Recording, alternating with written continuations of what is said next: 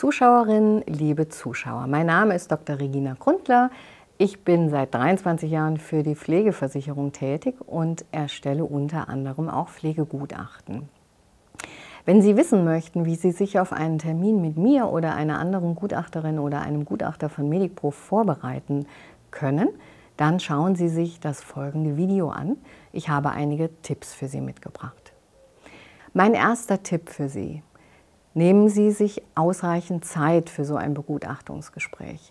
In der Regel dauert das circa eine Stunde, ist natürlich individuell von Versichertem zu Versicherten verschieden, hängt von Erkrankungen und der Situation ab. Aber diese Zeit sollten Sie sich nehmen, denn ich muss viele Fragen stellen, Sie müssen meine Fragen beantworten. Ich werde mir auch Bewegungsabläufe zeigen lassen. Ich werde Sie bitten, dass Sie mir die Wohnung demonstrieren, Badezimmer, Schlafzimmer, die pflegerelevanten Räume muss ich mir anschauen. Also eine Stunde, manchmal geht es schneller, manchmal dauert es auch ein wenig länger. Tipp Nummer 2.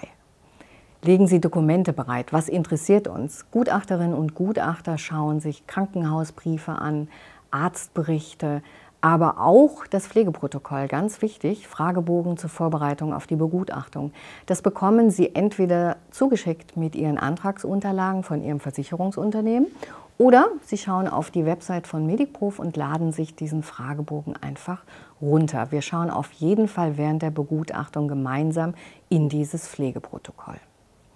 Tipp Nummer 3.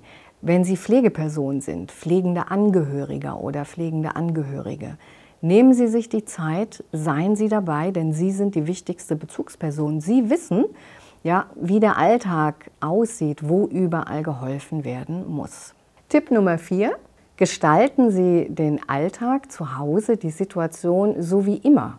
Was bedeutet das?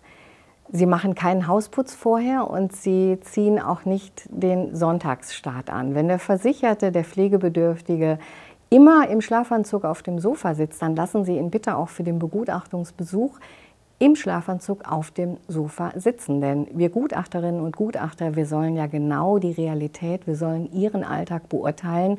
Dafür müssen wir ihn auch in der Realität sehen. Tipp Nummer 5. Schauen Sie sich vor so einem Begutachtungstermin die Bewertungskriterien an, damit Sie ungefähr wissen, um welche Inhalte es geht. Wir fragen nämlich viel. Es geht von Waschen, Duschen, Anziehen, Essen, Trinken bis hin zur Alltagsgestaltung und natürlich geht es auch um die Mobilität. Tipp Nummer 6. Bleiben Sie im Gespräch realistisch. Was bedeutet das? Übertreiben Sie nicht, wenn wir Ihnen Fragen stellen, wir Gutachterinnen und Gutachter, aber bitte untertreiben Sie auch nicht. Schildern Sie Ihre Probleme so, wie Sie sie wahrnehmen, denn wir sollen ja genau rausbekommen, wo gibt es Defizite, wo gibt es Ressourcen, wo benötigen Sie Hilfe. Das geht nur, wenn Sie realistisch bleiben.